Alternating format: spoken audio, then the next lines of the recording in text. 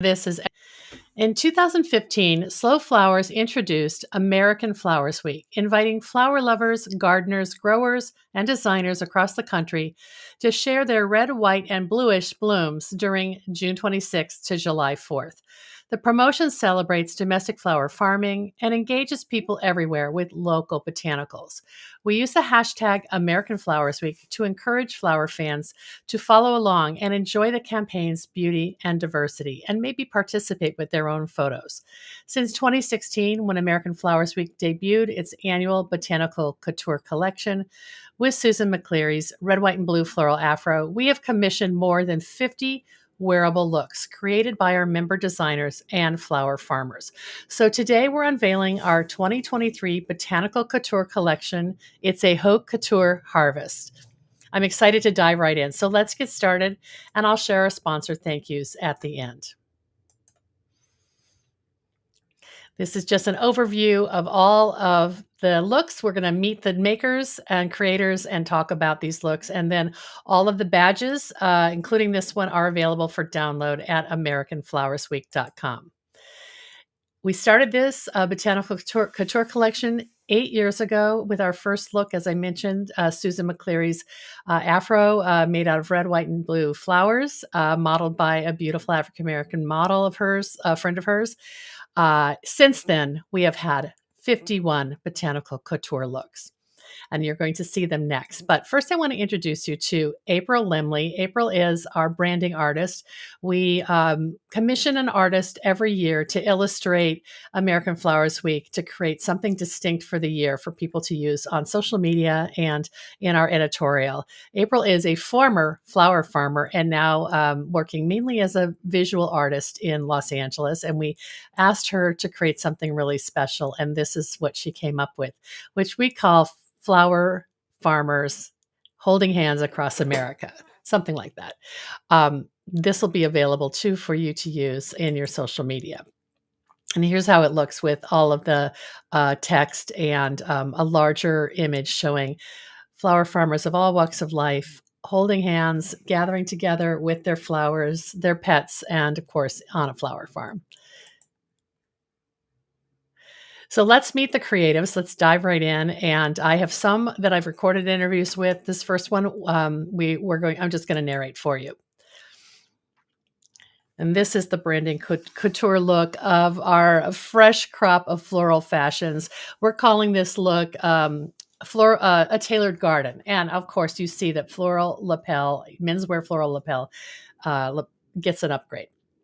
This is created by longtime Slow Flowers member Tara Folker of Splints and Daisies in Lancaster, Pennsylvania. You can see that this is a behind-the-scenes photo from her studio where she worked on a mannequin. This is a crazy, beautiful look. It's a dramatic departure from the traditional boutonniere or maybe the floral pocket square. This is an exaggerated look. Tara's idea of modern botanical menswear. She says, I wanted to take things to an extreme and play around with building a floral lapel. About half of the ingredients came from Tara's Splints and Daisies garden in Pennsylvania. She also sourced product from the Rustic Bunch, which is a Slow Flowers member nearby, and a farm called Riverside Bloom. There's all kinds of spring beauty in this look. You can see grape hyacinth, daffodils, anemones, poppies, hellebores. And along with the sort of herbaceous and tender plants, there is a lot of flowering branches, forsythia, plum, magnolia branches. They appear to grow from the lapel in this honey brown velvet jacket worn by Chris Boston, the model. And Tara used chicken wire as a base, stitching it to the sleeves and shoulder of the jacket, and then using that to insert her botanicals. You see that there's a smaller floral accent with some of the same flowers echoing the lapel on the model's right arm. And here are the credits. And we just love this look. It's so dramatic. Okay, I'm going to invite or add in the interviews that we did this week to continue on, because now I have the recorded session. Welcome back to the Slow Flowers Show with Deborah Prinzing. And today is a very special edition because we've got lots of guests and we're going to be talking about American Flowers Week 2023. And this is our 8th American Flowers Week and our 7th with Botanical Couture. So I'm going to just jump right in and show you some of the designs. And for each design, we'll talk with the creatives who are behind them. And this will all be available for you through social media graphics that we'll post on AmericanFlowersWeek.com. And then the stories and interviews will appear in the summer issue of Slow Flowers Journal, which will be released next week. So first of all, I want to thank all of my guests who are Slow Flowers members and the creatives, and we'll introduce them individually as we get to the featured designs. So let's meet the creatives. Okay, I'm going to start and introduce a third-time designer, Nisha Blancas of Fetching Social Media. Hi, Nisha. Hi. You are the one person who's designed now 3 botanical couture looks back to back. Nisha, as I said in the article, you're not a flower farmer, you're not a floral designer, but you are a fashionista and you are our wonderful social media manager. And I love what you created this year. She's fierce, and your model is your friend, and her name is so botanical. You have to tell us her name. I know she couldn't be any more perfect, but her name is Iris Jasmine Flores. So yeah, it worked out. First, middle, and last name, Iris Jasmine Flores. We'll tell her thank you for this. I wanted to say that this was very personal for you, and so this design we called it "You Are My Heart." Say how do you say this in Spanish? Tú tienes mi corazón. Okay, great. And tell us a little bit about your design, what inspired it, and how you went about doing it. You kind of created a story and you set it in a very special place to your family and your childhood. So tell us a little bit about where you did the photo shoot. Yeah, so like Deborah mentioned, this was a very personal project for me. I had already began thinking about what I wanted to do a year prior to, like honestly, a week before I did last year's. I had already the girl in mind, I had the concept in mind, and I knew where I wanted it to be shot. And so I decided I wanted to pay homage to my childhood neighborhood, which is in Central California. It's like literally like a few blocks or maybe just a street, and it's called Calwa. And I grew up there as a kid. I went to elementary school there, but my family stems from there as well. Like my dad grew up there. He went to elementary school, middle school there. My grandma had her house there up until this year. And so the location that I chose is Cowell Park, which is pretty central to that neighborhood. And like I just have very fond memories of going to that park with my grandpa. He would take us as kids. I would go with my dad that has passed. And just hearing the stories of like when my mom and dad used to date, like they went there. And I recently just found that on my mom's side, my grandpa used to play baseball at that park, and she would go and watch him play in middle school. Meanwhile, like as my dad was a kid, he would go play there, but they didn't even know each other at that time. Oh, how fun. It's so crazy to me, but that's what makes this park so special. And so the overall theme, I wanted to bring light into this community, which Calwa is majority has residents that are farm workers, Mexican farm workers.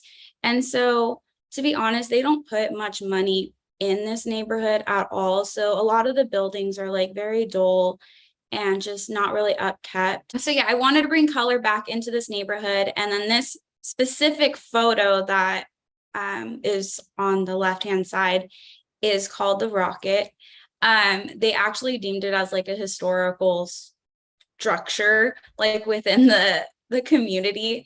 And I'm still surprised it still stands. Like I have probably some childhood trauma from being in this rocket and feeling like it was gonna fall down. But again, it goes back to I played in this rocket, but also my dad as a kid played in this rocket. So this thing's been up standing for a very, very, very long time. Mm. This is the last slide I have of yours. Do you want to talk about the styling and the Yeah, heart? right. So going back to the concept, I wanted, like I said, pay homage to my childhood neighborhood. So the neighborhood again is like very Mexican farm worker, but also it ties in with like the Chicano culture. And within my upbringing, my dad was heavily involved in car clubs. He was known as a continental kid, and he was in his teenagers when he actually had a car. And my grandparents, they didn't, I mean, they didn't like condone it, but like as long as it was his money going into that car, like he can do whatever he wants type of thing. Yeah. And so I wanted a lowrider car in this photo shoot. And the car that happened to be available couldn't have been any more perfect, like especially with the color. I felt like it also gives like a feminine touch. And going back to like the design, I chose yellow, which you can obviously see. It's very bright and vibrant, exactly what I was trying to do, like bring light within this dull community, but also bring life. And so there is a red heart, which within like the Mexican culture, even like just Catholic religion, there's what is called a sacred heart. And so I created that out of like chicken wire and I think they're Alstroemeria petals. okay.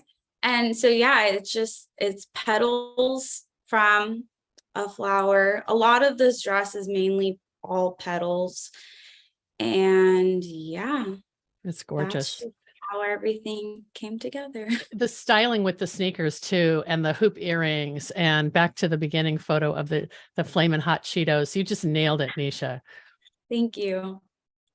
And here are the design credits, and your flowers mostly came from our friends at Camflor, which is great because you live nearby and you were able to drive over to Watsonville and shop from the warehouse, right? Which is really fun. So Yeah. Well, those really of the people who were at the summit in 2021 were able to tour Camflor. So, well, thank you so much, Nisha. I just adore it. And it tells a really important story of American history, which is the Hispanic American culture and the Chicano culture. And you represent it. And I don't know how you're going to top yourself next year. oh, I already know. Okay, let's go to the design that is created by Blair Roberts Lynn using flowers from Grateful Gardeners, Tom Precht and Sarah Dakin. They're all on the call today. So I'm so delighted with this creation. And I think we'll start with Blair Lynn from Sweet Blossoms, because Blair, you kind of told me that I gave you a challenge to design this. And now I feel like, I hope I didn't talk you into something that like was stressful, because you did such a lovely job. No, sometimes I need cheerleaders because it's hard for me to believe in myself sometimes. So I've been watching all of your botanical couture for years and kept thinking, well, I mean, maybe I could do this. And I kept, thinking of little ideas in my head and wasn't quite sure what to do. And then you said you wanted something with hydrangeas. That was what you said. Oh, yeah. And I knew, here I am in the woods where nothing grows unless it grows in complete shade. And so all I have is hydrangeas. And my sweet friends, Sarah and Tom, had just moved to this new farm and were, busting their butts, moving all these beautiful dahlias over to their farms. And all I could think was, I need to make something that just shows off their farm. The location is at Grateful Gardeners where you shot this, right? Yes. Yep. It's in their dahlia fields. And that, I mean, really, I wish that I could say I had an inspiration that sounds more like Nisha's, but my goal was to highlight Sarah and Tom. Yeah. Well, let's look at, this was your, I thought not everybody submitted a mood board, but I really liked it because it showed your sketch and some fashion, like, fashion runway looks and some also flower palettes. So that was kind of nice to get you into, get you into kind of figuring out how you're going to construct and engineer this thing. And I mean, Blair, you sent me all kinds of behind the scenes photos. So talk a little bit about how you created this look based on this sort of studio photos. Well, Tanya, who's the model, she's even more petite than me. I'm 5'2", and I think she said she was like 5'1" or something. So I asked her to measure where her hips sat, and you can see from the mannequin that where the mannequin's hip was and where Tanya's hips were. So I measured with the black ribbon to figure out where her hips would sit, and it's a chicken wire sculpture kind of thing. And I made like a little loop at the bottom that I envisioned would hold the hydrangeas for the ruffle at the bottom, and one at the top.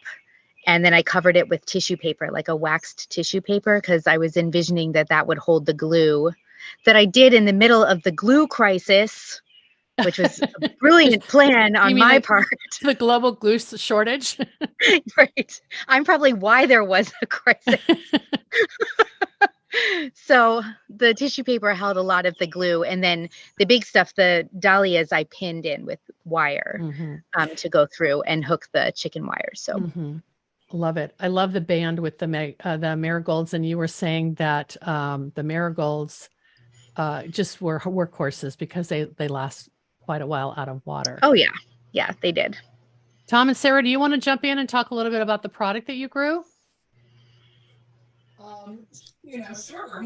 We when Blair first approached us, we were so excited for her to have this opportunity because she's so talented. And I know from working with Blair that she loves to work with color.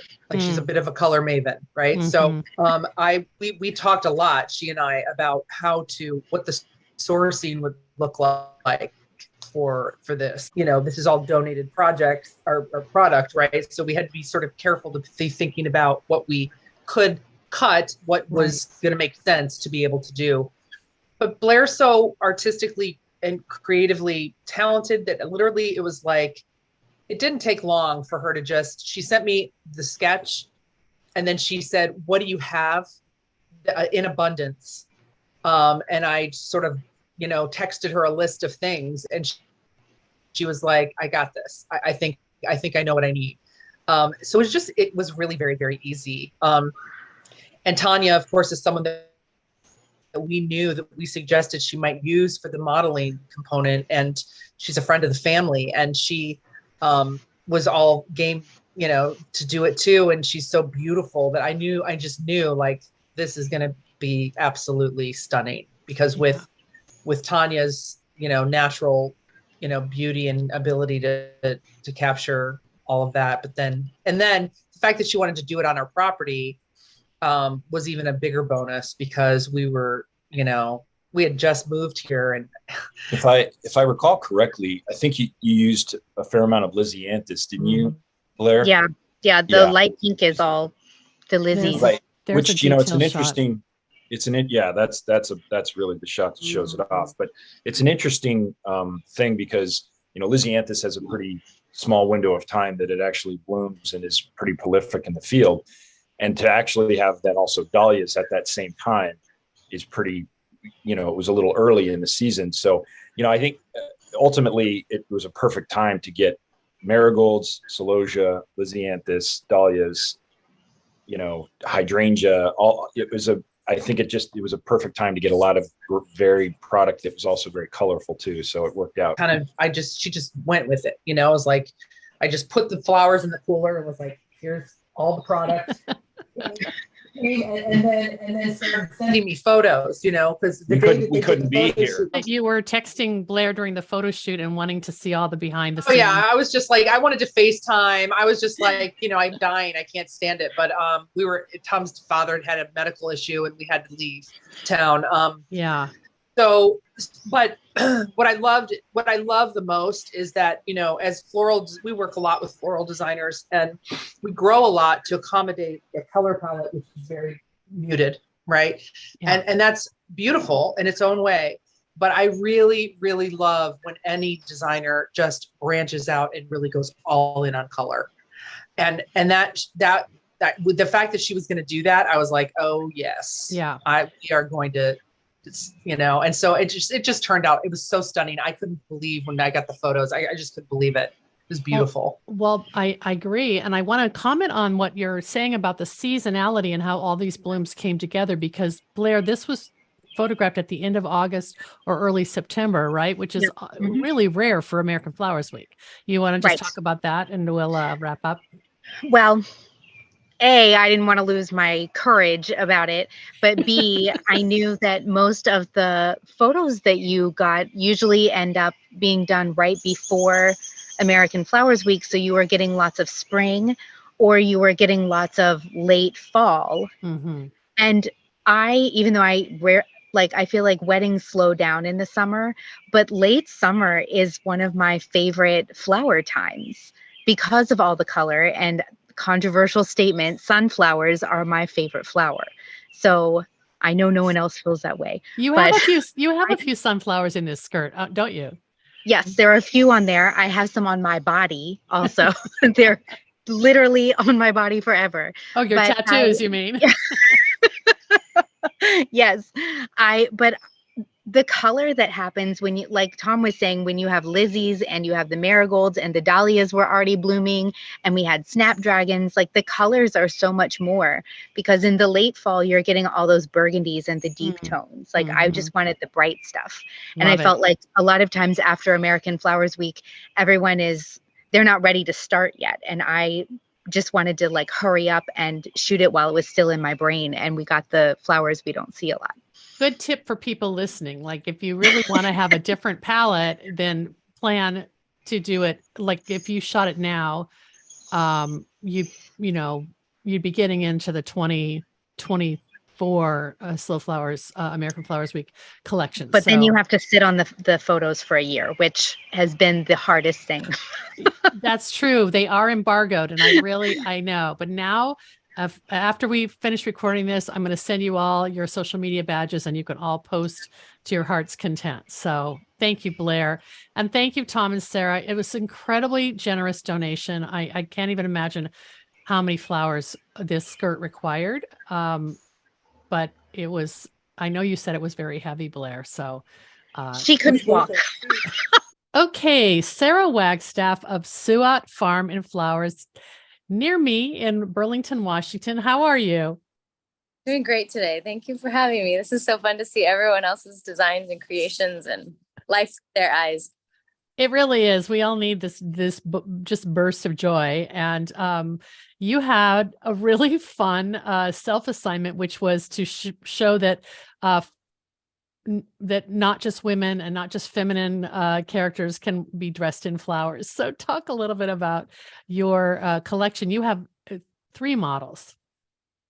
Right. Similar to Blair, as I've been watching this couture look every single year and just thinking about it and really loving all of the creations. And I thought, how can I bring something to the table? What could I contribute? And I know that just looking at visually, a lot of the models are female and they're very elegantly dressed and they're often wearing something feminine, like corsets, headpieces, long skirts. And I thought there's so much more to us than only the outward appearance. And I wanted to kind of go back to what's inside of each of us. And it doesn't matter if you're male or female or non-gendered or gender bending, that we all have a little person inside of us still.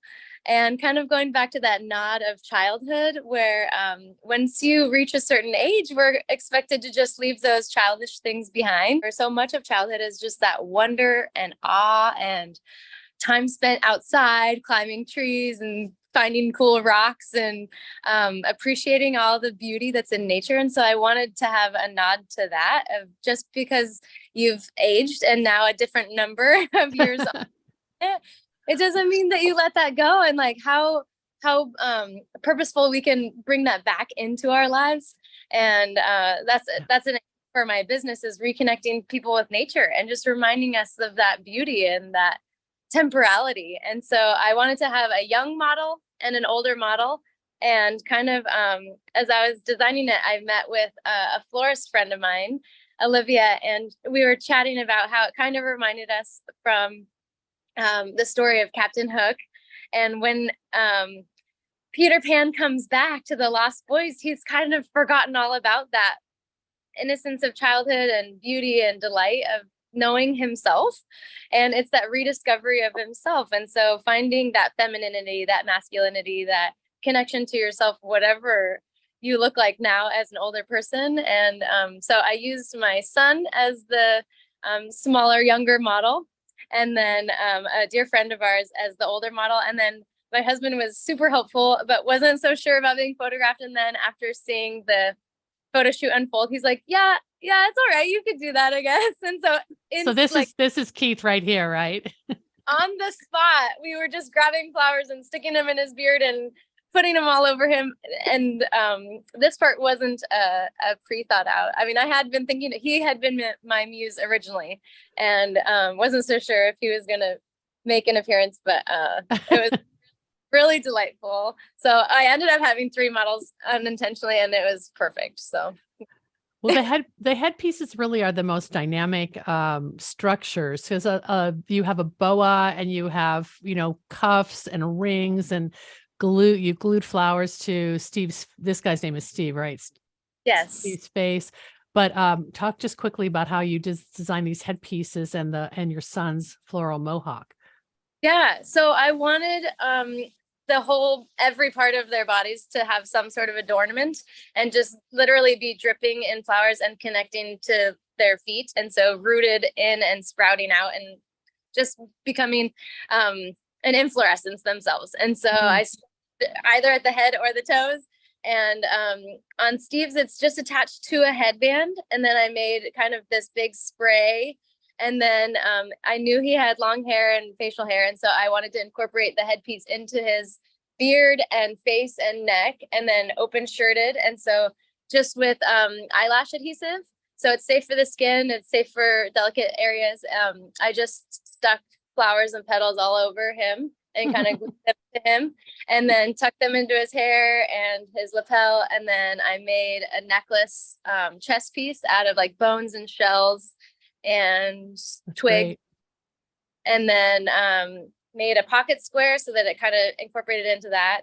And then I draped him in an extra long, I think I didn't end up measuring it, but it was a boa that we doubled over so it would be extra voluptuous and drapey and flowy.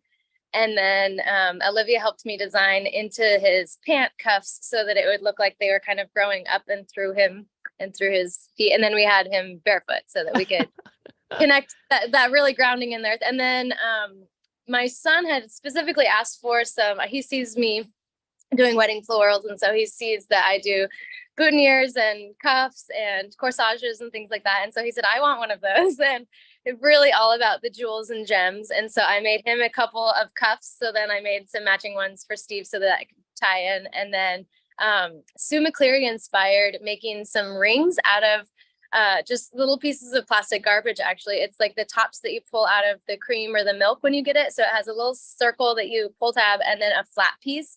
So it slides right over your finger, and I adhered the flowers and shells and petals and greenery to those. And then I wanted to go with my son's name is Huck, so I wanted to go with like the Rufio look from Peter Pan. So he has like kind of a mohawk style. And I again made that on a headband here, but attached a piece of cardboard this direction and then covered.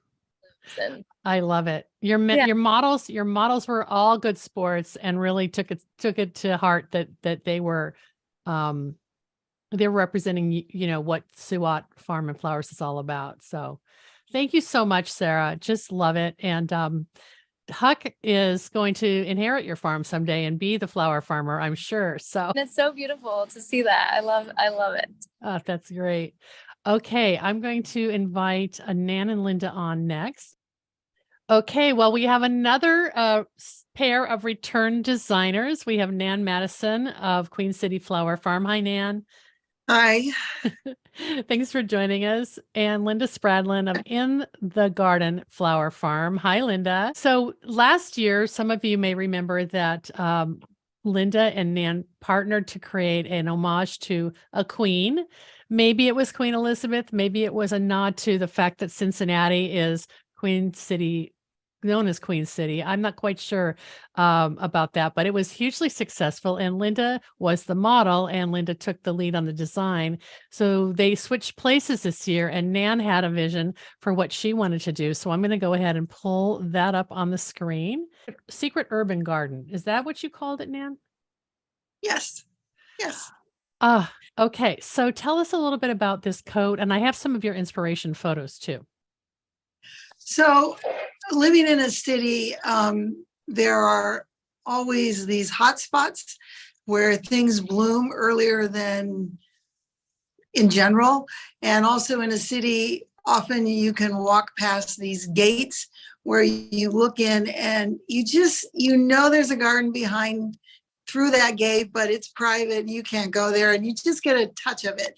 So our urban garden was really the concept of the changing of the seasons, going from late winter into the very earliest of spring, where in the city, in a hotspot, you might see that, where you still have the very brown gray of late winter, but there's these little spots that have started to bloom. So that's the concept behind it.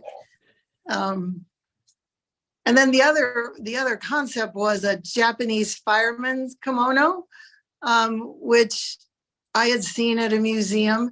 They're very plain on the outside. They're made to protect the firemen. But on the inside, they have these incredibly designed warrior, for lack of a better word, to help protect the firemen. And I always love that concept because you really didn't see the inside of it. So that's where the idea came from. And then we threw in 1920s fabulous collar that Linda did from dried material that represented our late winter. But then when you open the coat, you see the hidden garden of spring coming. I love it. I really want this coat. I want to have a secret garden inside my cozy coat, so I can see, see flowers when I open it. Can you just talk a little bit about how you engineered this, Nan? Because these are literally flowers in water, right? They are flowers in water, right? So what we learned was spring flowers in particular die instantly without water. So we use Ziploc bags that we literally glued to the fabric, glued the moss onto the Ziploc bag so that we were able to put just enough water to put the spring stems into that water to allow us long enough for the photo shoot for them to stay looking fresh. Exactly. I mean, you've got like bulb flowers, and then you have flowering branches and probably a few ephemeral perennials.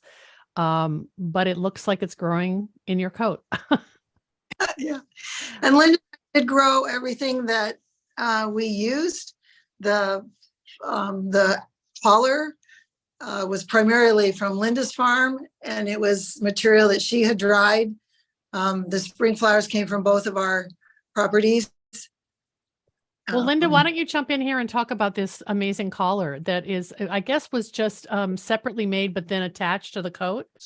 Right. So Nan created the collar base, and then I took the collar and applied in all the dried materials, and then we set it and connected it with Velcro, actually, so it could come on and off. Wow.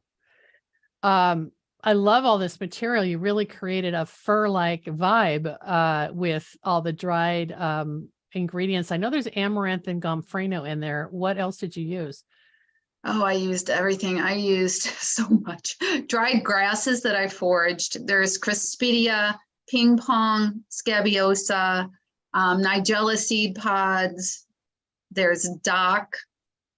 I had a whole list. I didn't bring it with me today, but there is. I had dried all of this last summer without an intention for it, just drying stuff because I like to use dried. And then when we came up with this concept, and it is pieces, it wasn't like we said, oh, let's do a dried collar. as it evolved, we're like, oh, what if we did a dried collar? And I'm like, I've got everything for it. So Love it. yeah, I let's love do it. that. That's so great. And I just think the story behind the influence, especially the story of the Japanese firefighter coat, and then of course another fashion influence of the 1920s, you really thought about where your design was going. And also, Nan, you photographed it at a special place in Cincinnati, right? Right, that is at the Cincinnati Art Museum. They have put in this incredible set of stairs that go up this hill. It literally starts at the bottom of the street. People use it for training all the time. But you literally can go from down at the bottom of the street up all the way. The museum actually sits on a hill. And so it goes all the way up this hill, and it's just really contemporary lit steps that they've put in just within the last 2 or 3 years. Mm-hmm. Well, your model was a good sport. Did you give her the coat, or did you get to keep it? We kept it. I love it. Now your challenge is, can you create one, a different every season, create a new hidden garden for your wraparound coat. I love it. Anything else you guys want to add before we move on to our last guest? Yeah, I want to tell you the day we shot it was freezing. Freezing. Everybody was freezing and our model was barefoot. So Oh my goodness. That always happens. kind of crazy. It was really like spring. Well, Comes and goes. It is wonderful. Thank you both so much. And we're going to wait and see what comes from your partnerships in the future. Maybe you'll take next year off, but you're always welcome to create something fun from your farm and from Linda's farm and Nan's garden in the Cincinnati area. Thanks, ladies. Thank you. Yeah. So we have another return designer. I love it that people come back. They are like, okay, it was a lot of work, but I want to create something new. So hi, Jennifer Reed. How are you? I am good. Some people may remember your design. Was it 2 years ago when you did Tammy tulips in her skirt? 2 years ago. Yeah. I loved that. And you've been posting it during Pride Month. So I like re-seeing your friend in drag wearing high heels and amazing high heels and a tulip skirt. He's been bugging for me to dress him up again. Okay, well, good. We'll see what you come up with. Yeah. Well, this year you really went in a completely different direction. You're in New Jersey, but this photo shoot was in Wilmington, Delaware. And I'm going to pop it up on the screen and let you tell people about this amazing place. Tell us your vision for this amazing garment and this model. And so this is one of the DuPont properties. It's not one that people know a whole lot about because it doesn't really have much notoriety of, in terms of how Longwood and Chanticleer and everything gets. But it's from the granddaughter of the original DuPont. She was kind of like the black sheep of the family. It's not as manicured and perfect as all the other gardens. She and her husband went to Rome during their honeymoon, and she fell in love with the architecture and the ruins and the property of all the places that they toured. And so she decided to bring this back to Wilmington, Delaware, which is a bit unusual. So she had all of the structures built and meant to look like you were in the ruins. So all of the columns are a bit askewed. All the brick that went up, she had people kind of knock into to make it look like they're aged. Something a little different from back then, because this is the early 1900s too. So people really didn't do the shabby chic vibe back then. Yeah, let's look at your inspiration board that you sent to talk about like what you had the place chosen, this amazing kind of ruin, faux ruin, in fact, an intentional ruin. And then you wanted to place a female statue in it, basically, right? Yeah. Yeah, I just felt like it needed something statuesque in there. So that's when I kind of came up with, instead of it kind of looking like a model in a flower, dress in a space, make it look like she was kind of part of the environment. Mm-hmm. And you had the timing so that you could use mostly peonies. Yes, there was 330 peonies, a mix of gardenia and bowl of cream. We have a local farmer in our area, Outlet Farms. He's got a huge property. This is only his like 4th or 5th year actually growing and selling. He was kind enough to let me use all of his peonies. And I also had about like 40 stems of sweet pea in there as well that held up beautifully, which I was shocked about. And then from Camflor, they were nice enough to let me use like larkspur and delphinium for her under area of the skirt as well. Yeah. Well, let's talk a little bit about the how you engineered this, because before you could even dress your model, she had to have her skin and hair painted, basically, Yes. right? Yeah. The makeup artist name is Jessica Saint, and she basically, I think it took her about 3 hours. She painted her whole body and her hair, obviously, and then contoured everything to make it look like a statue. The back was my favorite in terms of like the patina she put on there to kind of make it look like she actually, and with the model Brooke, the way that she was able to contour in some areas, she looked like stone, in my opinion. So she had that whole under, area that she had to take care of for hours. And then I came in and like flower bombed her with so many flowers, but she was a trooper. And you designed this with sort of, the skirt has multiple pieces, which back to earlier when Blair mentioned how heavy her skirt was and moving it, you've kind of created panels, which helped just logistically for moving the model around, right? Yeah, I just learned to, every time I do it, I'm like, there's got to be a way to make it easy for the model to actually move. So what we did this time is it was designed with 4 different panels, and each panel basically had like a handle so that we could move along with her. So we had 4 people walk with her so we could move her from place to place. The garden was almost like on an incline. So there was like 4 layers to this garden, and on every layer, of course, there was somewhere that we wanted to shoot. So we were like moving from layer to layer in a pretty crazy overgrown garden too. But Wow. So in each panel, we were able to lift it up so she could walk freely, and they were all attached to a belt apparatus that I had kind of like attached to her, and then attached to her one arm, so that it kind of alleviated a little bit of the pressure of holding everything. Do you want to talk about the shawl collar and the headpiece in terms of how you integrated that? Yeah, the shawl was done on just a piece of chicken wire that I kind of molded around and then backed it with some fabric so it wouldn't scratch her. And that was just kind of like literally just like went right on her and went right off of her, which was perfect. And then the headpiece was on like a metal headband that we kind of just put right on her too. It was pretty. She was pretty chill, this model. So she kind of was down for whatever I was gonna keep adding and adding and adding to her.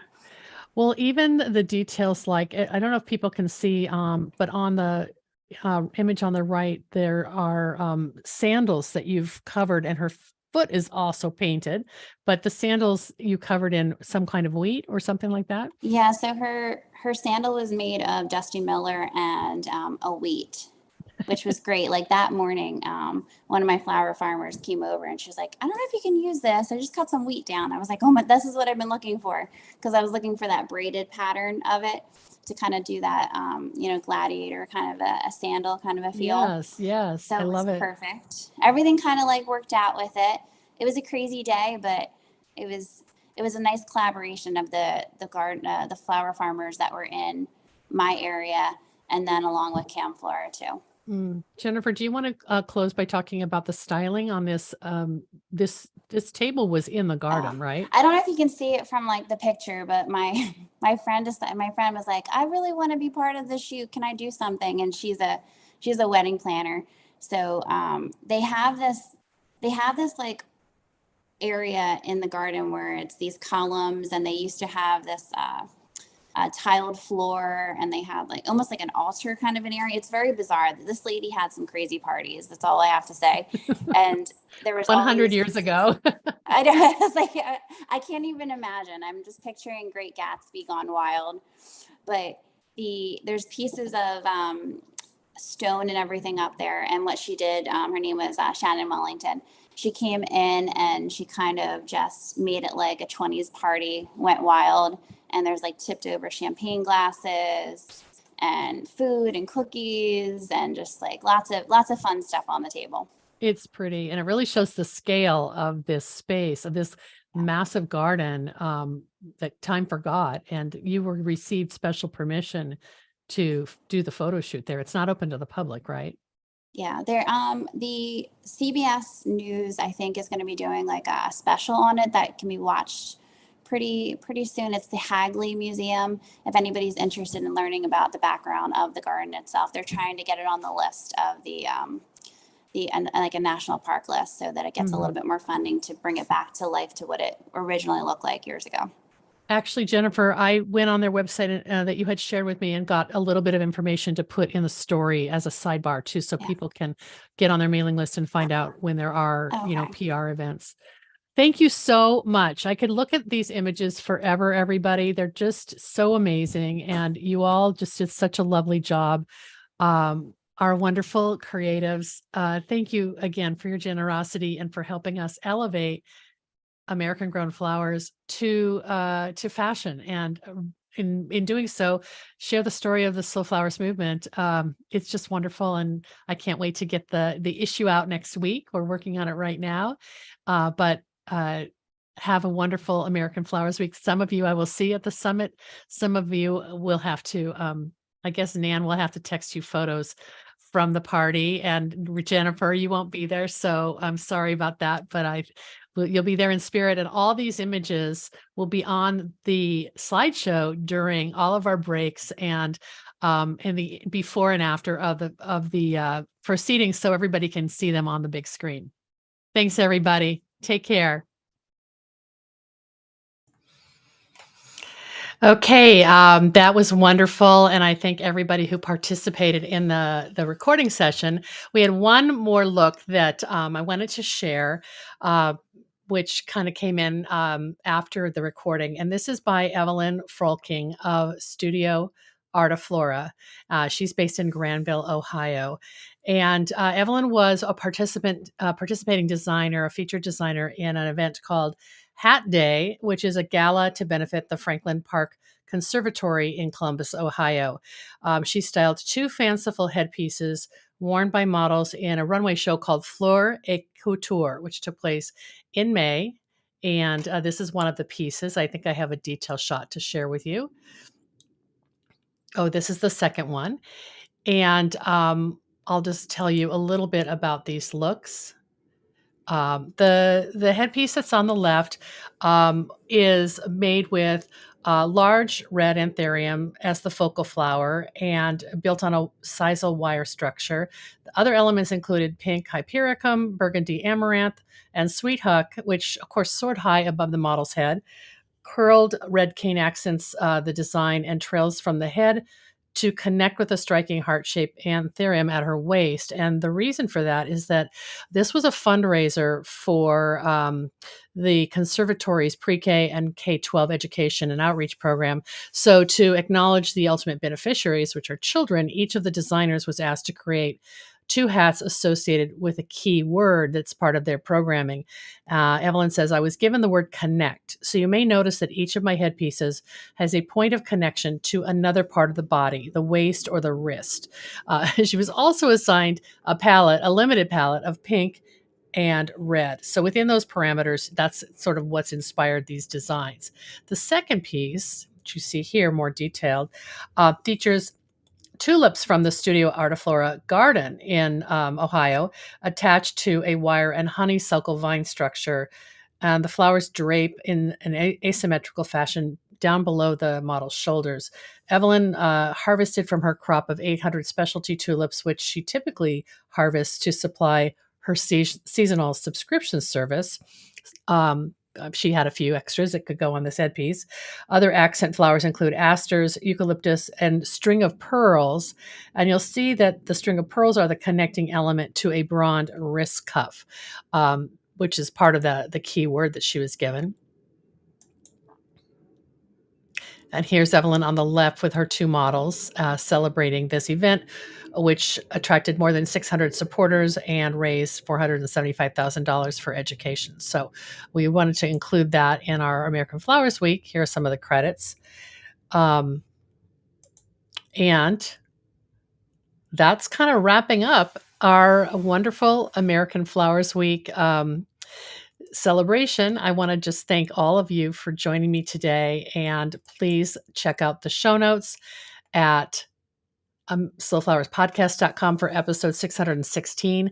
We'll have links to all of these stories and resources, and then also visit americanflowersweek.com, where you can download the social media badges of all these looks and get involved with American Flowers Week. We're going to be celebrating every day of the week leading up to July 4th. So June 28th through July 4th, every day we'll post another story on AmericanFlowersWeek.com, and we're going to be following everyone on social media. So please use that hashtag AmericanFlowersWeek.com. I just have a few sponsor thanks to share with you before we wrap up. I want to thank our supporters who bring this show to you. This show is brought to you by slowflowers.com, the free online directory to more than 850 florists, shops, and studios who design with local, seasonal, and sustainable flowers, and to the farms that grow those blooms. It's the conscious choice for buying and sending flowers. And thank you to our lead sponsor, Farm Grow Flowers. Farm Grow Flowers delivers iconic burlap wrap bouquets and lush, abundant arrangements to customers across the U.S., supporting U.S. flower farms by purchasing more than $10 million of U.S.-grown fresh and seasonal flowers and foliage annually. Discover more at farmgrowflowers.com. I love all this floral goodness, and I'm so happy you joined me today. The Slow Flowers Show is a member-supported endeavor, and I value our loyal members and supporters. If you're new to our weekly show or our long-running podcast, check out all of our resources at slowflowersociety.com. I'm Deborah Prinzing, host and producer of the Slow Flowers Show and the Slow Flowers podcast. Next week, you're invited to join me in putting more slow flowers on the table, one stem, one vase at a time. The content and opinions expressed here are either mine alone or those of my guests alone, independent of any podcast sponsor or other person, company, or organization. Thanks so much for joining us today, and I'll see you next